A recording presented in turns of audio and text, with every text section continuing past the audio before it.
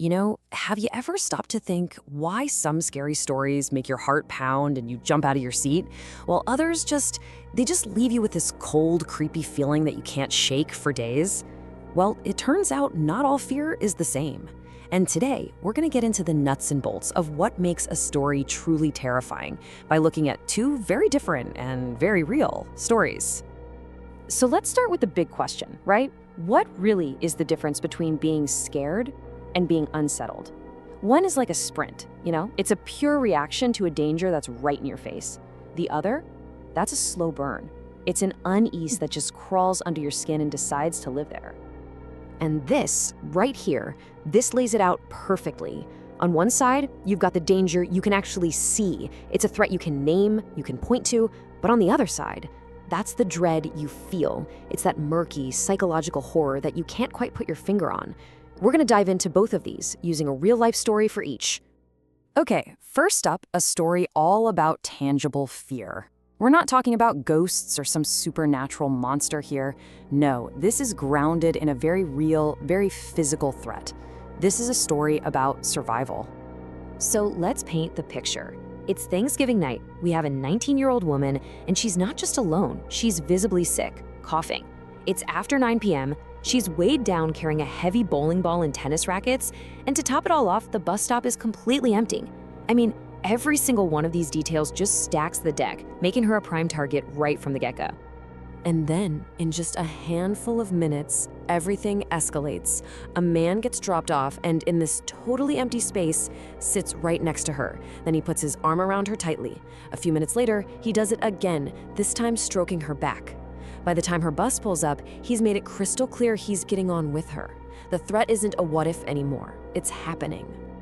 But here's the thing. Look at how she responds. Even in a total panic, her mind is racing, putting together a logical plan.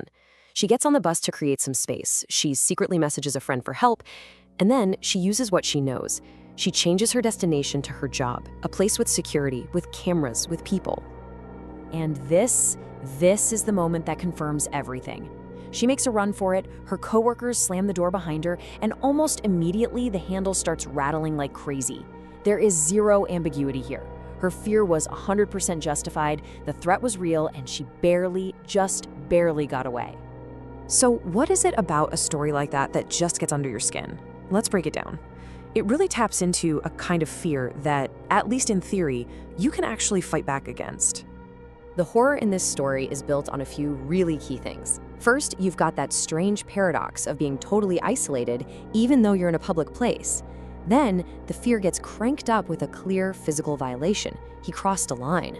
And what makes it even more terrifying is that his actions feel calculated, not random. But here's the most important part, the resolution. This is a problem that gets solved with a plan, with quick thinking. It's a fear you can actually escape. All right, now we're going to switch gears completely. Our second story is about a whole different flavor of fear. This isn't about a stranger in the dark. It's about a friend. This is a story of pure psychological dread. I mean, the setup is classic horror movie stuff, right? An old friend, a house way out in the mountains, totally remote.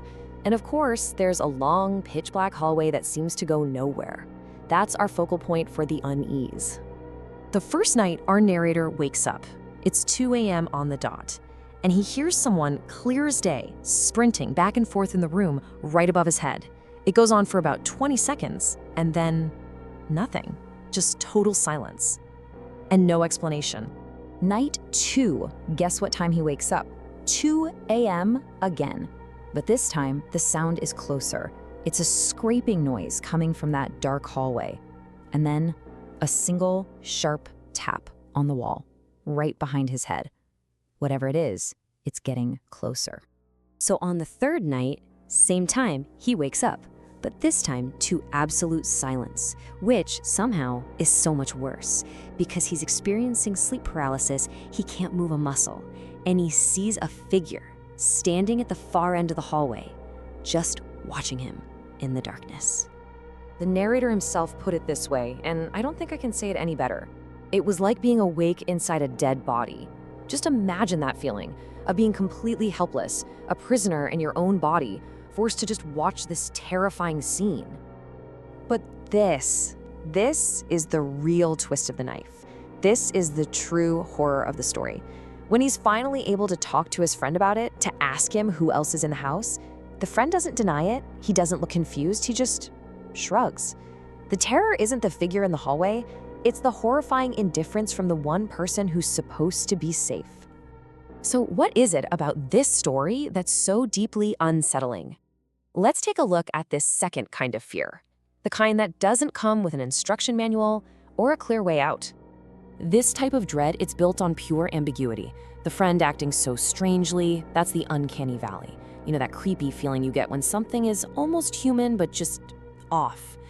The threat itself is a total mystery. Is it a ghost? Is it real? Is it a dream? Not knowing is the entire point. And crucially, there's no resolution. The story just ends, and you're left with all these questions. And that is its own kind of horror. Okay, so we've got our two stories. Two very different experiences and two completely different kinds of terror. Let's put them side by side and really look at the two faces of fear. When you line them up like this, the contrast is just, wow. It's so stark. The stalker story is all about an external physical threat out in the open. The conflict is classic fight or fright, and then goodness, it ends with a clear escape. But the visitor story, that's all internal, psychological. It's in a claustrophobic, isolated place. There's no fight or flight, it's just watch and endure. And the ending is just a giant, haunting question mark. So here's the bottom line. The first story is about surviving an attack. It's awful, it's traumatic, but it has a beginning, a middle, and an end. It's a scar. The second story, that's a memory you can never make sense of. It's more like a ghost that follows you around because you don't even know what it was that hurt you. And that kind of leaves us with one final chilling question. What would you rather have?